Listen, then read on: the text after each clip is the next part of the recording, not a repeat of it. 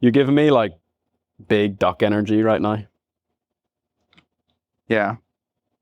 Is it true that you worked with Taylor Swift? Of course.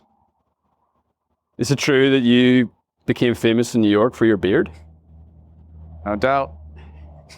Is it true that you partnered with a guy called Goose, launched a brand new business, and in 30 days you made $34,000 without an existing team, no ads and no audience? Yes. Bro, that's pretty sick. I know. So, Bon, you have experienced in those three things, Yeah. you've experienced fame. I love Skool right now more than any of the others. Taylor Swift's about Taylor Swift. My beard is about my beard. Skool is different because it is about who you are. And you and what you say and what you represent and everything is what I find so fascinating about it. I don't know. It's just way more substantial of a win. So what about Skool gave you the feeling that you could kind of show up with more parts of yourself? And what parts of yourself did you show up with? I used to be like a daredevil when I was younger, and I wanted to be a stuntman. So I'd get hurt a lot when I was a kid. I'd jump off out of like trees, and I would stand on top of the playground things and try to do a flip into the tires or something. And like I got hurt so much, but it was just a nurse's visit away, and then whatever, right? So I kind of feel like there's that safety, like everybody's got your back no matter what you do. You get hurt, everybody's there with you, and unless somebody's really being a bully, everybody loves you, and that's Skool to me. Like, yeah.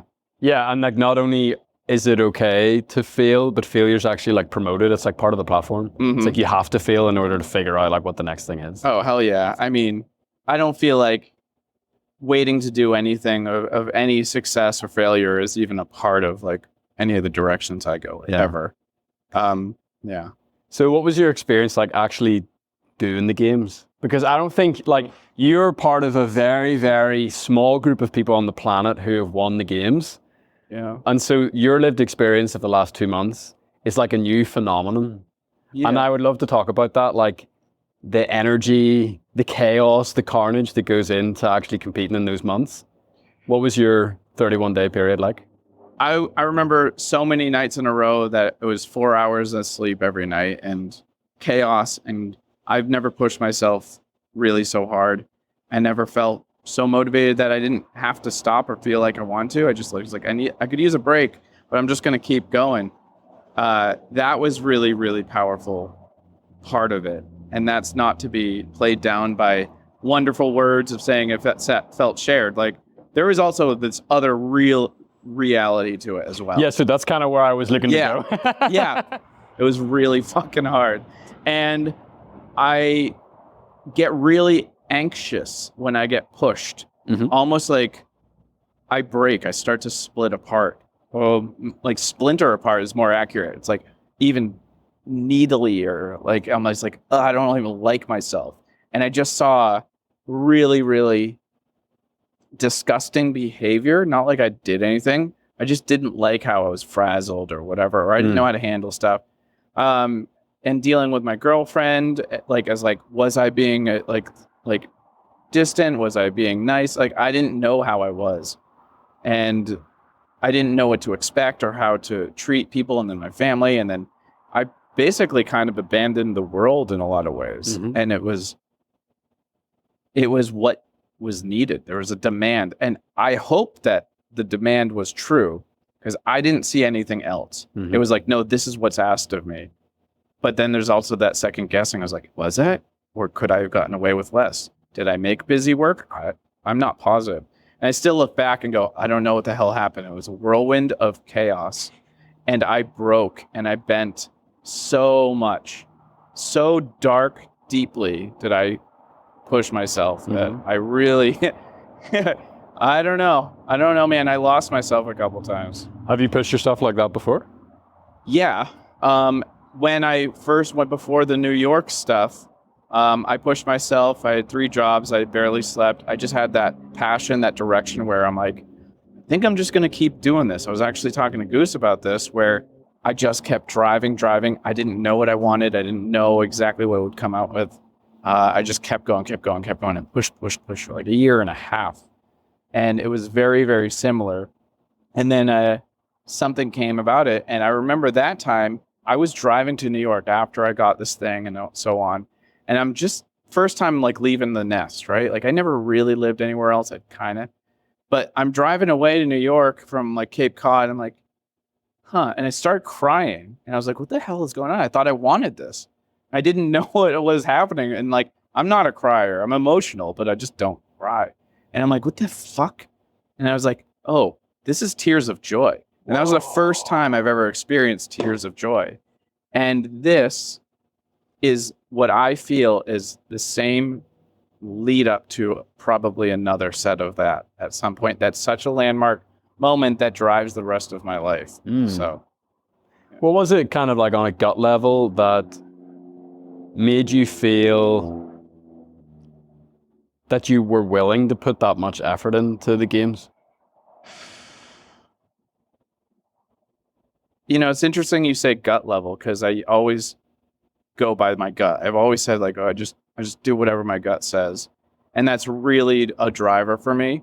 So I don't really analyze my instincts in that sense, but it is absolutely the driving factor for everything. I just know it in my gut. And that's also like we talked earlier when I was jumping in like yeah, I'm a fortune teller, but no, I'm serious. Like I catch on to stuff. Sometimes I'm wrong for sure, but my instincts are really attuned in like my own bragging rights. Like I really feel like I'm like, this is going to be good. This I'm telling you, this is what it is. And this is what it's going to be. And I'm right a lot if I get it, but I don't say it unless I feel like I'm true. Like that's when Skool happened. I was like, I had a coach who teaching me about the original things of business, the first person I'm learning. And I'm like, you know, this seems really archaic and old school. Like he was like this, a landing page, and you do this. I'm like, it doesn't feel good. And my mind came up with it, and I was like, I don't know, Skool feels like modern. And like, this is a business model. And he's like, no, Skool is terrible. It's for kids.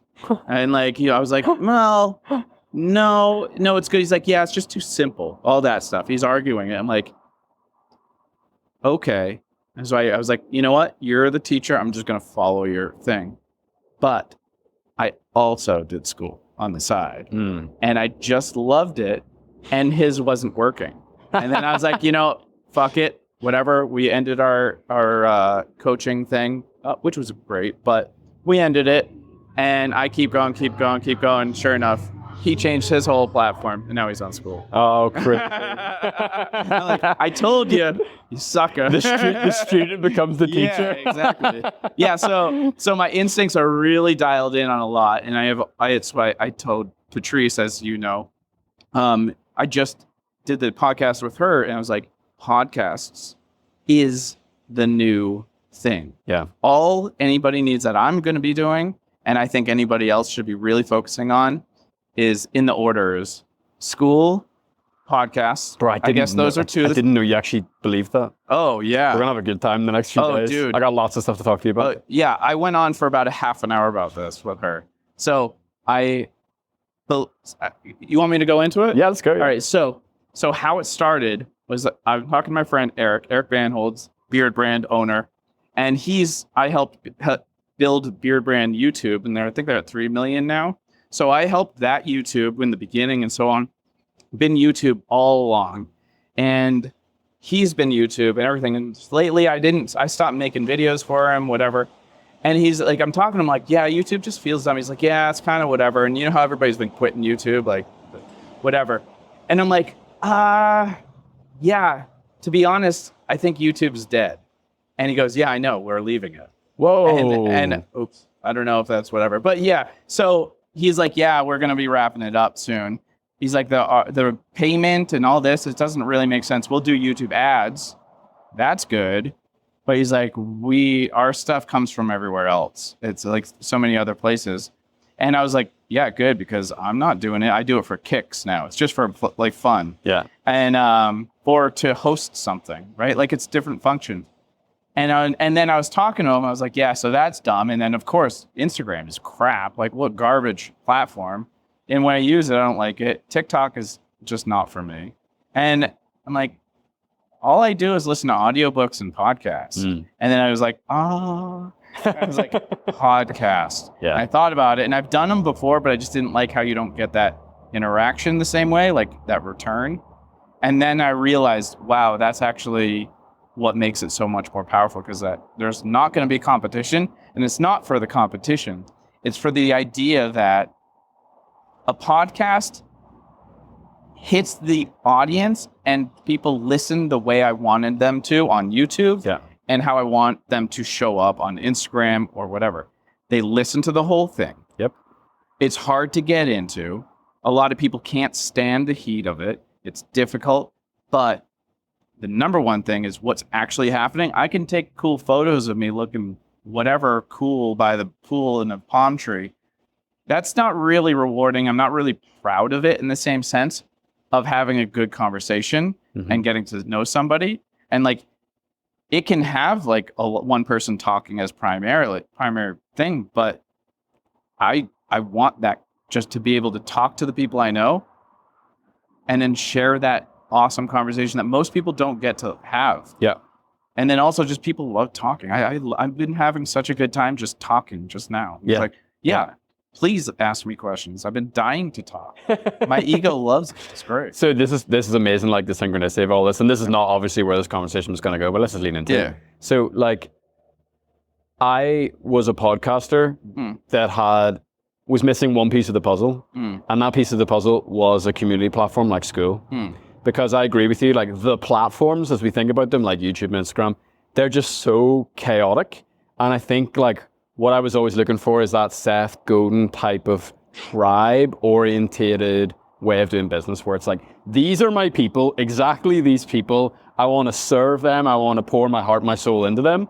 And so the medium that I found that was the best for that was podcasting.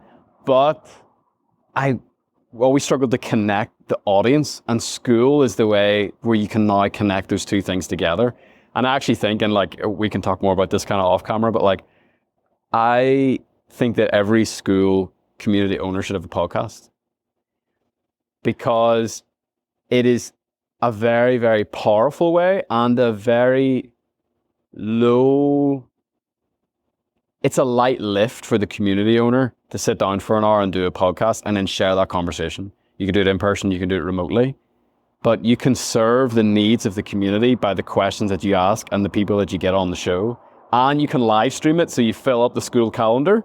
They can come along to the live event, they can ask their own questions to the guest, and then you still get to, post the shorts externally, post the full episode externally, so you can drive more people off the tribe that you're looking to build. You can bring more of them into the community. So it's kind of like a big circle that like every time you go through, it's like a flywheel. Every time you spin it, it gets bigger. Yes, I can't nod any bigger. I know exactly what you're talking about. And I love how you solidified it. And in my brain, to reword what you're saying for me is, it's like, oh, you just like perfectly. I was thinking in my head, Skool, community, and podcast, but I didn't put it in a visual, which was like, podcast is like the face of a community in a sense, like literally, like this is like the body, this is the part of it. It's the town square. But the podcast is the voice. It's the part that is that, like the face of it. Even though the community is its own face, but like, yeah, that's brilliant. And I actually really see it as fitting together like that.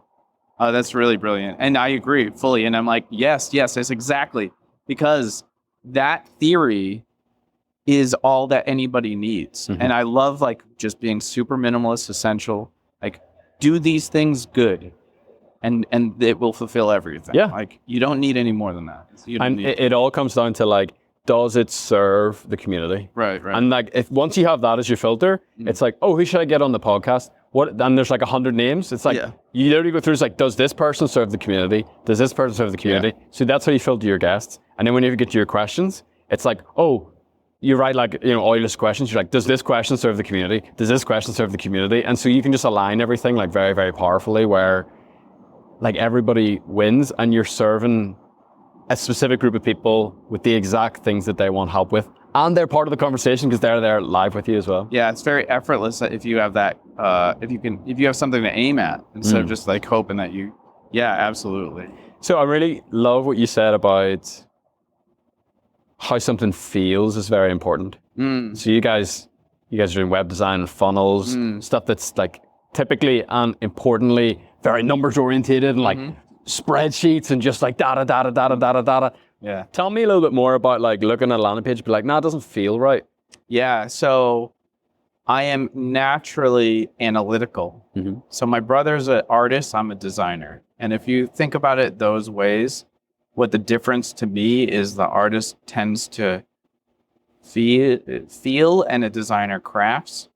And I love to craft. I love to finesse and mold and perfect and kind of change.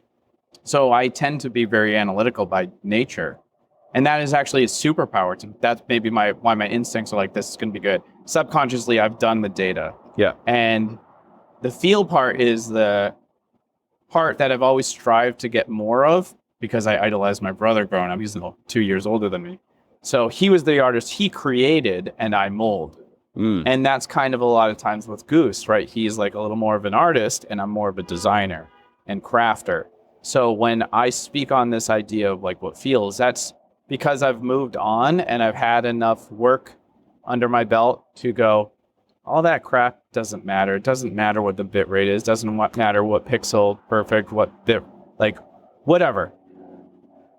In the end, it's the story that's told. It's that script. It's the feeling. It's the translation of that conversation you want to have. So I love branding. One of my groups is brand influencers. And I'm like, I look at branding as a conversation that's already happening. And if you can refine that through feeling, that is how you speak the brand. The brand isn't the logo. Brand isn't the color. But if you want to speak from a, say, angry way, of course you kind of might lean towards red. It feels a little more angry. Of course, this stuff is like common, like people are like, yeah, red is angry. But you can also say red is anything else. Like it doesn't matter. It's where it's coming from. I think like purple is like a very popular, it can be sad or it can be royal or it can be calming. Like there's so many different ways. And if you approach it as like words, like you can use the word craft or whatever, any word you pick in a different sentence and it says a different thing.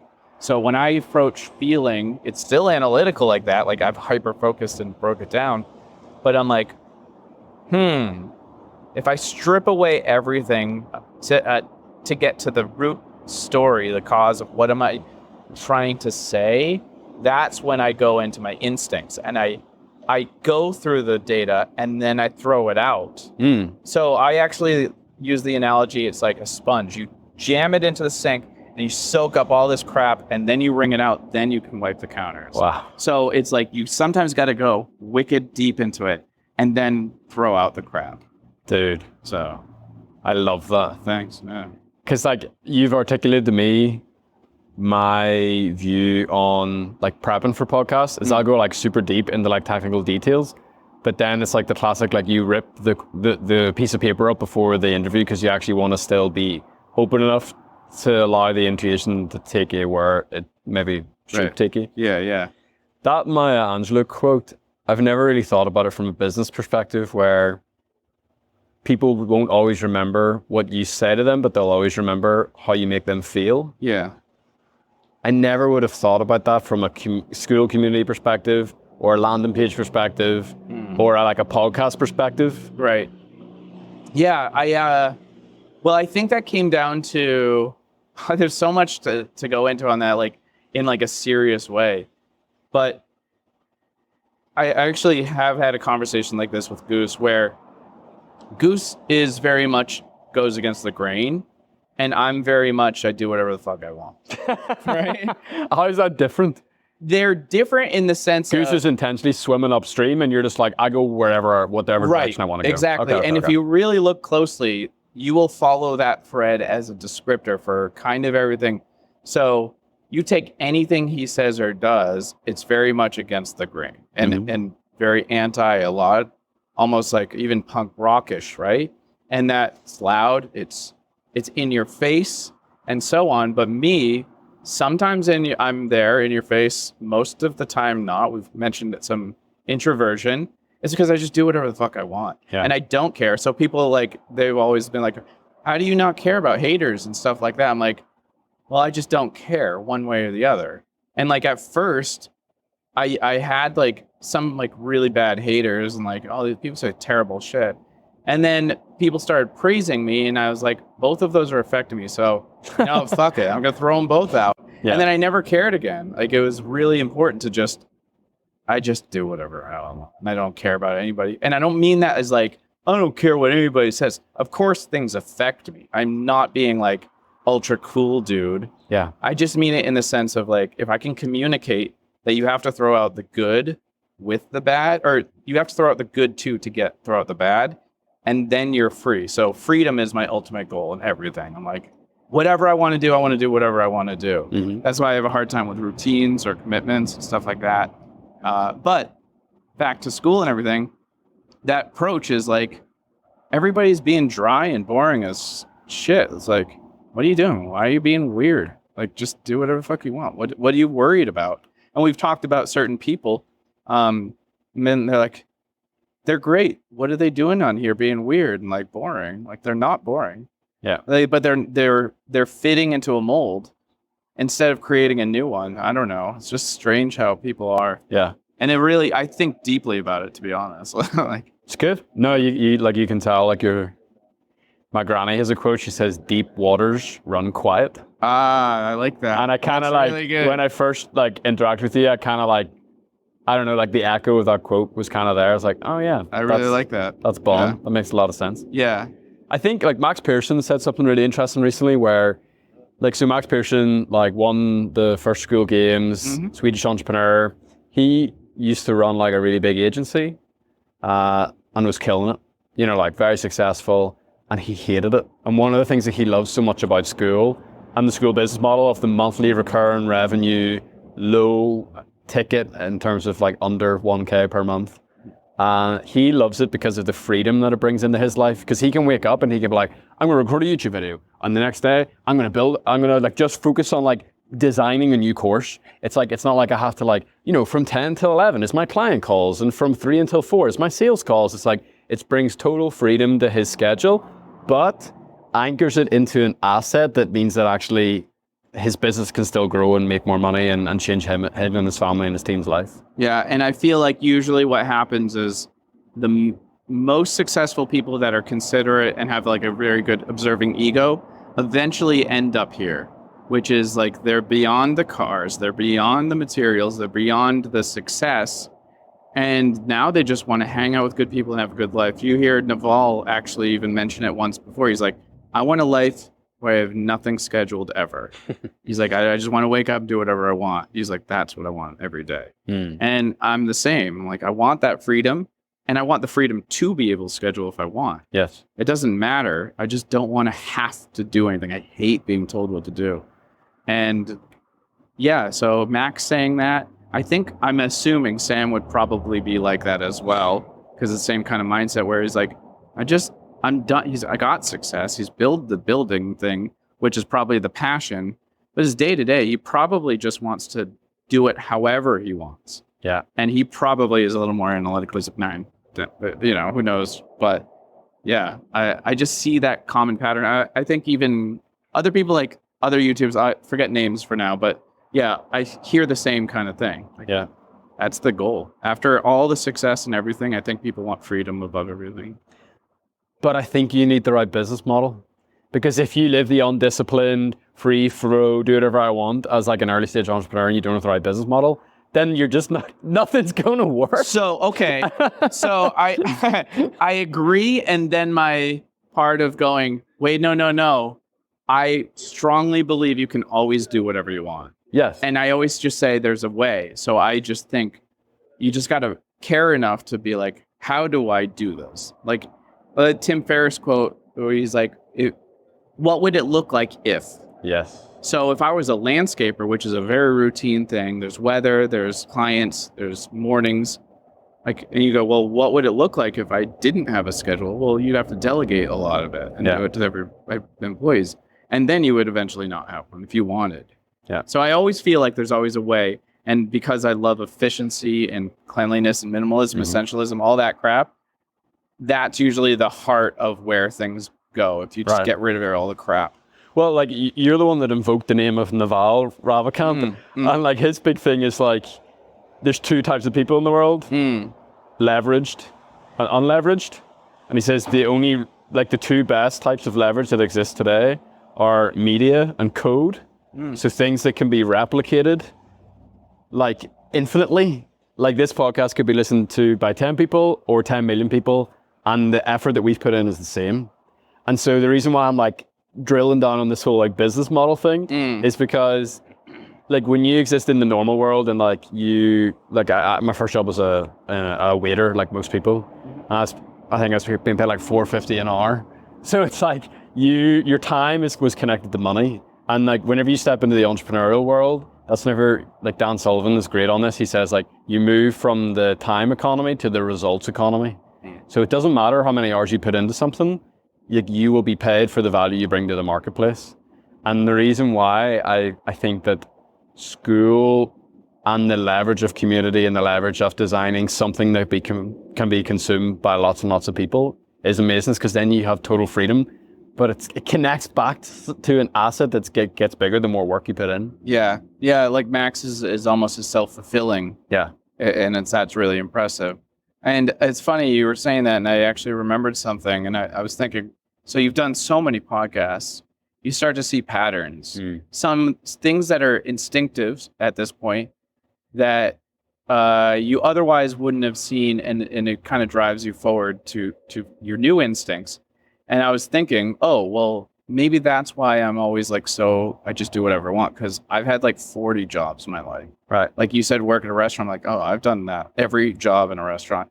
That's just restaurants. Every genre of food. Yeah, like, exactly. I did Italian. I did Mexican. I've done like gourmet. I've been like an ice cream scooper. I've done I've done like, I don't know, maybe 10 different restaurants. You in that shirt with that beard and glasses and ice cream scooper it's pretty badass. Yeah. I would like that a lot. Yeah. But so you start to pick up on things. And with business, I think that's where a lot of people don't dare, because they're not familiar. Like you might dare to push a conversation, and you know that fine line, you know it so well because your instincts kick in. And like you will naturally pick up on stuff. So with the business model, when I'm thinking of that, like what's so different? I can't teach that. That's instinct. That's like comes from doing things enough that you just recognize, you pick up on. Yeah.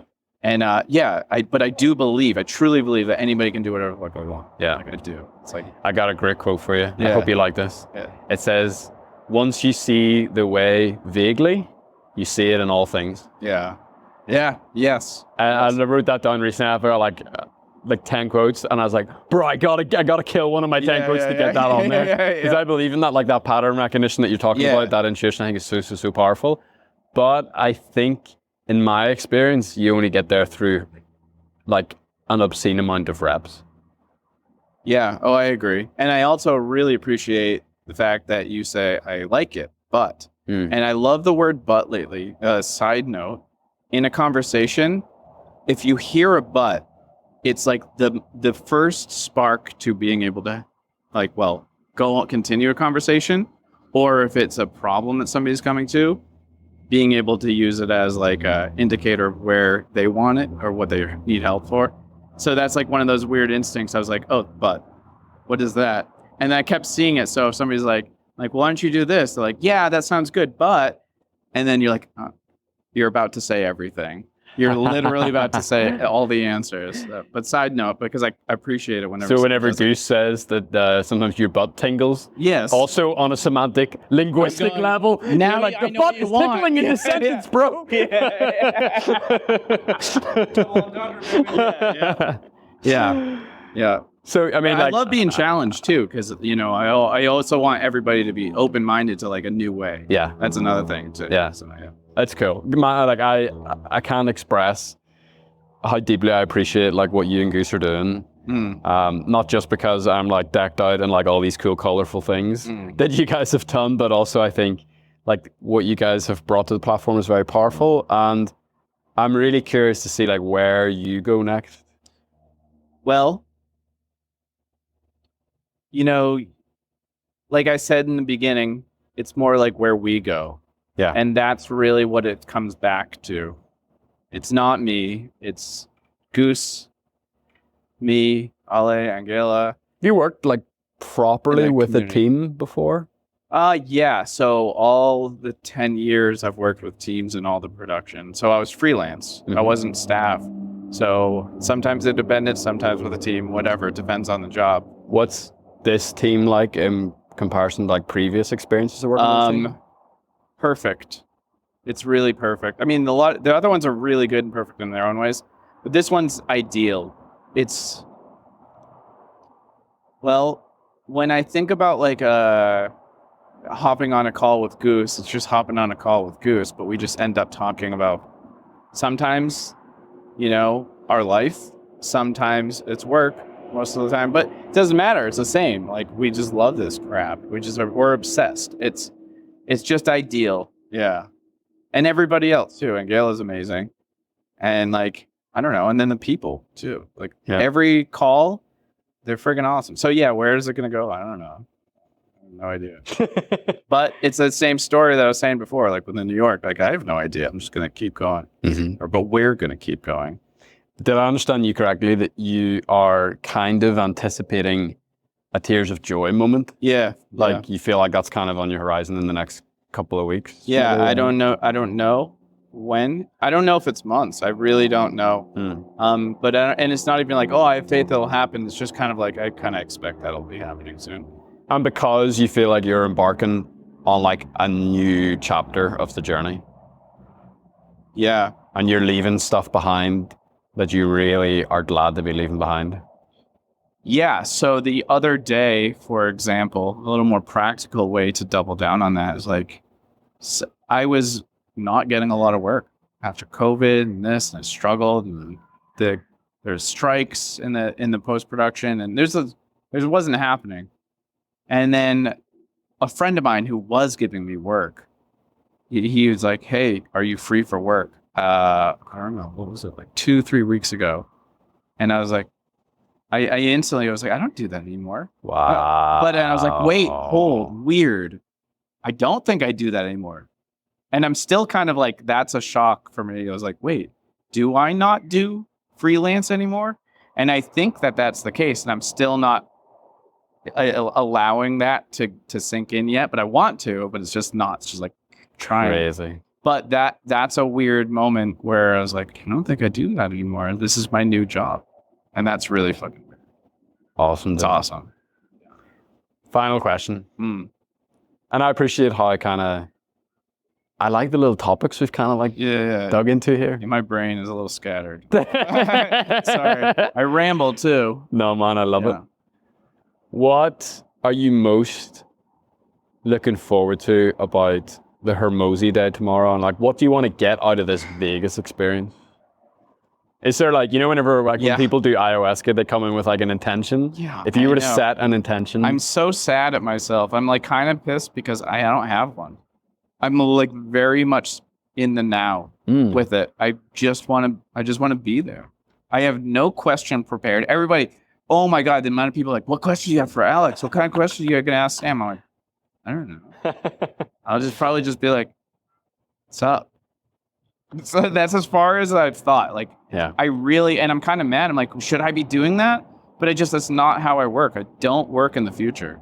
I just don't. I'm very Eckhart Tolle. Like I'm gonna go. It's gonna be right here, and that's that. I was like, Triple H. That's what I'll do. I'm like, now Jeff, open.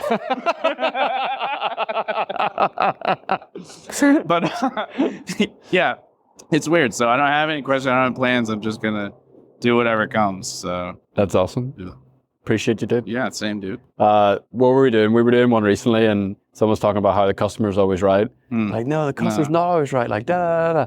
And I kind of realized it's like when you start off podcasting, you come in with like a rigid set of questions. You come in with a rigid set of expectations of how people are going to answer these questions. And by question 2, your whole list is totally, it's totally falling apart. They haven't said the words that in your head they were scripting. Yeah. And I have this thing now, which is kind of like, a lot of times people are like, oh, I'm so sorry I didn't answer your question. I'm like, no. That was the answer. Yeah. Good. Yeah, because I was like a little nervous, to be honest. I'm like I'm not like, I wasn't nervous like a normal nervous. Mm-hmm. I was like I had this weird thing on my mind where I'm like, how am I showing up to things in the eyes of other people? Because there's a lot of purity in school and the people, and I actually care. I said earlier, I don't care about what anybody thinks. That's true. But I kind of care about I thought you were about to say the word but. I thought you were going to say but, and I was about to jump in the pool. Should do it anyways. Yeah, so I guess, but I do care about the people in school more than anybody else. Like, what you think matters, and I'm getting nervous, and I'm like telling my girlfriend, I'm like, I want them to like me. And she's like, what is this setup? What are you doing, Jeff? I'm like, I don't know. It's driving me nuts. My ego is being weird. I'm being insecure. Because for the first time in a really long time, I give a shit if somebody likes me. Mm-hmm. And it's made me weird at times. Even Goose has seen it. He's like, what? Or give me like side eye. I'm like, I don't know, man. I don't know. Yeah. Well, can I don't usually do this. Yeah. Can I reveal my intention for this conversation? Yeah, hell yeah. So my intention for this conversation, very simply, was to pop your podcast cherry. I wanted this to be episode 0. Oh. Because I think that you're going to podcast a lot. My butt's tingling now, okay? Yeah. But I think podcasting is going to be like a very powerful medium for you. Yeah. And I mean, we can cut this if you want me to. And I was noticing that you were taking a little bit of time to get started. Mm-hmm. And so, congratulations. Thank you, dude. You've officially started. All right, well, here we go. Do you know what? Cut.